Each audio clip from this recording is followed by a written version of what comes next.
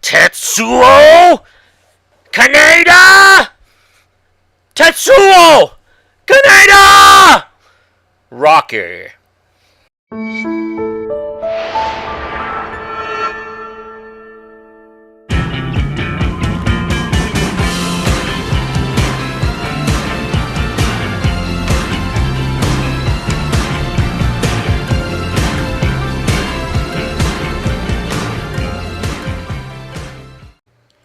Akira opens famously with an image of a seemingly nuclear explosion engulfing the city around it.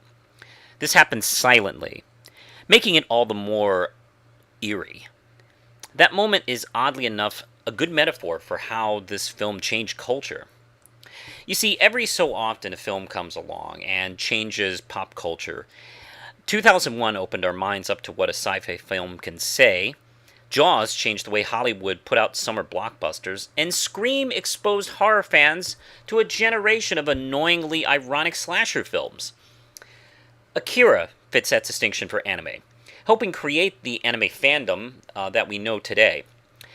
You see, back in the late 80s, anime, or quote-unquote Japanimation, as it was once called, was a small cult following. Yes, back in my day, you would have to walk through 30 miles of snow to get to your local video store in hopes of finding any VHS of a badly dubbed film that wasn't already stolen by some other desperate fan.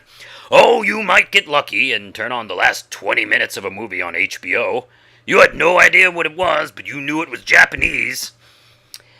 So, when Akira was released in select theaters in the United States, it was like a silent bomb dropping in geek culture. The film, Akira, was based on the manga of the same name that ran in the pages of Young magazine from 1982 to 1990. Creator Katsuhiro Otomo directed the movie himself to ensure the film would remain as close as possible to the source material.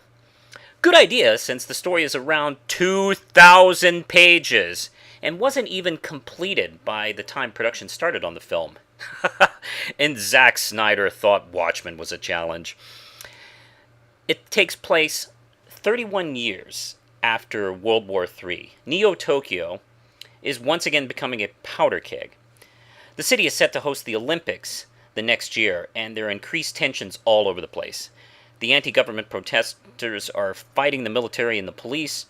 Fringe religious cults predict the return of Akira, a messianic figure shrouded in mystery, essentially. All we know is that he was a test subject of the Japanese government that started the war. He was among a small group of kids that were tested on. They were Takashi, Matsuaro, and Kyoko. I get the feeling that the following three were kind of split on what path to follow. On one hand, they took part in the event that caused the war, but Takashi is tired of being a ward or prisoner of the state. They're all adults stuck in children's bodies and being treated like children. All of them expect the most powerful one of them, Akira, to return and take them away. When will this happen is even beyond their knowledge. Colonel Shikajima is committed to keeping a lid on everything. He is willing to work within the confines of democracy, that is, until it becomes obvious to him that the council is a mess of corruption and bickering. These men in charge are unable to have a reasonable discussion with any compromise. Keeping the peace looks impossible to him at this point. He doesn't have to have psychic powers to know that Neo-Tokyo is on a collision course with wackiness. He soon realizes that there's even a mole within the government trying to bring Akira back. That guy is Nazu. You see, Nazu is on the council. He remembers the world before the war, and he is a true believer in Akira. He wishes that his return can usher in a new age of enlightenment, free of the chaos. He uses his political power to bring about these goals. He, like many others, believed that Akira possessed the power that all humans have deep down inside their DNA. He's going to get his wish, but not in the way he hoped. In his dying breaths, crowds of people, hundreds of people, running past him, following the chaos, following the battle with Tetsuo. Not exactly the world of peace and enlightenment he was hoping for. And speaking of Tetsuo, everything is set into motion when Takashi has a run-in with a young gang member, Tetsuo Shima. You see, Tetsuo and Kaneda are the lead characters of the film. In their biker gang, Kaneda is the leader of the pack, and Tetsuo is more or less his sidekick. He's not even that respected within the group. You see, Kaneda couldn't care less about the world around him because it hasn't given him any reason to care. He was raised in some state-run orphanage and shuffled off into one hellhole of a school after another in Japan's ghettos. He only fights for himself and his position as gang leader. He treats his friend Tetsuo like some lackey. He comes across as some amoral jerk since he doesn't have any interest in what damage is being done with the gang's war with their rival gang, the Clowns. No, not them. That's the Jokers. The Clowns. There, that's better. Riding fast bikes, hooking up with the ladies, fighting the Clowns, is his entire world. He barely even notices the political struggles going on around him until it invades his life. In the middle of battling their rivals, the Clowns, they run into Takashi, that was escaping from a government research project. He was sprung by an agent of the anti-government group led by Ryu and Kei. Tetsuo nearly runs into Takashi with his bike. In lashing out at Tetsuo, he mistakenly unlocks the latent psychic abilities that were hidden deep in that young biker. How? Look at that cool explosion! Tetsuo is taken by the government, placed under observation and research. He's given drugs, partly to suppress his new abilities, and partly to study them. However, he soon escapes in a quest to find out what exactly has happened to him. With Tetsuo taken by the government, Kaneda teams up with the anti-government group, alongside of Kei. Kei is a believer in tearing this government down. She follows her brother Ryu right to the heart of darkness. You get the feeling that she is still young and her vision is about to be tested. She discovers that she will kill for her beliefs, and it is obvious that she's unsure about how far she'll go to reach these goals. She fears the danger of what Akira and the other experiments pose, but her eyes are open when the test children choose her as a pawn, granting her the power to face Tetsuo. Like Kaneda, her worldview expands. After meeting the 3 remaining test subjects from 30 years earlier, he learns about Akira and the other children that were experiments of the government to increase their psychic abilities that lied within all people.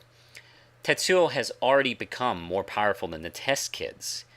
He fears that only the great and powerful Akira will be the only one to prevent him from becoming king in the mountain. Tetsuo comes around to not liking being the butt of everyone's joke, and maybe taking life's droppings isn't all it's cracked up to be. He's had enough of being a captive and a test subject of the government, and having painful visions of Akira ring through his head. He breaks out of the facility, and what follows is a rampage that makes Carrie White's prom night look like Teen Witch's prom night. He rips apart the city, killing all in his wake. It doesn't even matter if it's the army, the bystanders, even friends. He's come to realize that he is the new god of this world, and like old street gang rules, he's going to take out the toughest one on the block, and that's Akira. Obsessed with finding him, Tetsuo marches through Neo-Tokyo, leaving countless bodies in his wake. Once Tetsuo reaches the lab where Akira is being kept, he discovers that he is in fact dead. His remains are now kept in a series of jars to be studied and studied and studied. What follows is a confrontation with Kaneda and the military and lasers and satellites, and it goes big. Some viewers may be confused over the fact that Kaneda can even challenge Tetsuo with the same laser rifle that was useless during the bridge scene. That's where the emotion of Tetsuo's previous life comes into play. Tetsuo, like Akira, was dropped into an institution without anybody to care for him. Both of them fell through the cracks of the society. Unlike Kaneda, though, Tetsuo wasn't all that tough.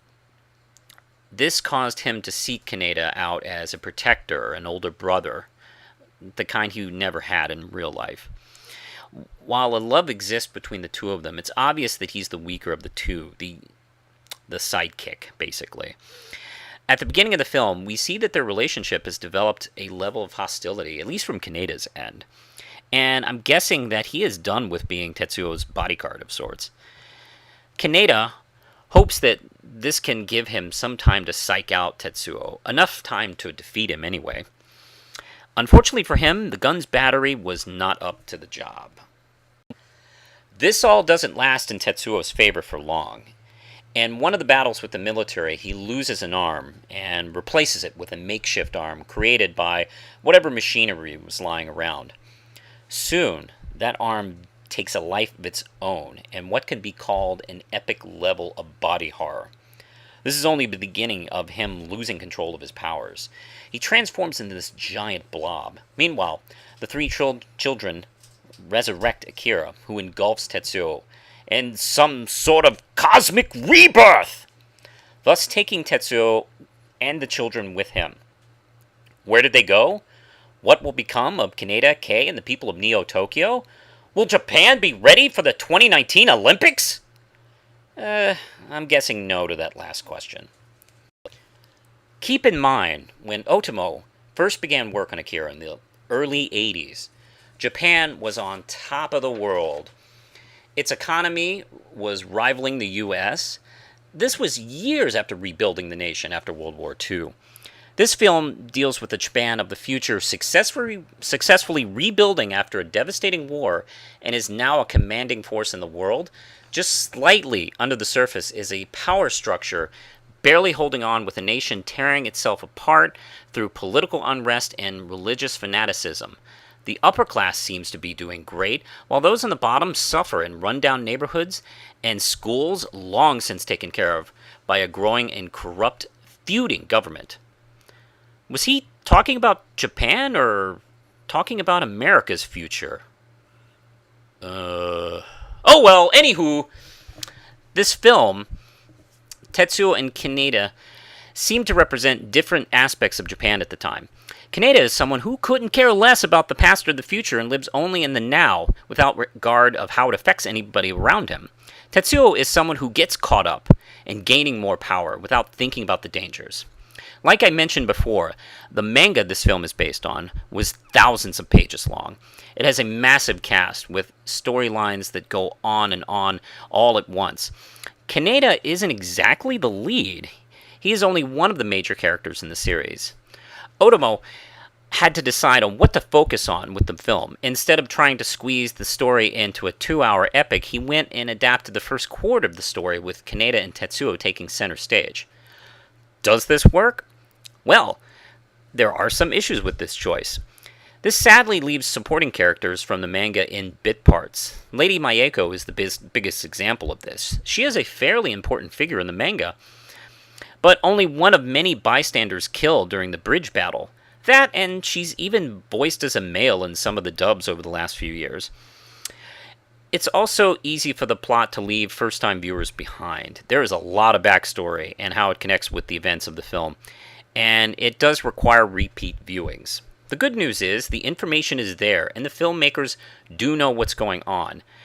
I tend to think this is much like the Shining film, where both films narrow their focus, leaving some mystery to the audience, and still managing to create a provocative work on its own. Akira is one of those important films that changed cinema. Whether you like the actual movie or not, you can't remove Akira from the timeline without causing a huge hole in anime in Japan and all over the world. This film stands up today with its detailed animation, thought-provoking storyline. However, some might get lost with the plot that sometimes gets a little bit too fast-paced for its own good. I recommend it to anime fans, new and old. I'm giving Akira 4.5 stars out of 5. Next time on Anime Rewind, Dragon Ball Z Dead Zone.